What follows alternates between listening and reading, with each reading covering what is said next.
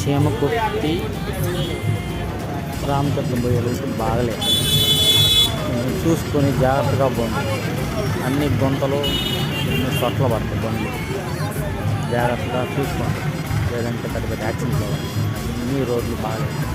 రామతీర్థం దగ్గర అంతా గుంటలు, మోకాళ్ళ రోడ్డు గుంటలు. అందుకని నిదానంగా పోండి. ఒకటి 2 సార్లు చూడండి రోడ్లు ఎలా ఉంది, స్లోగా పోండి.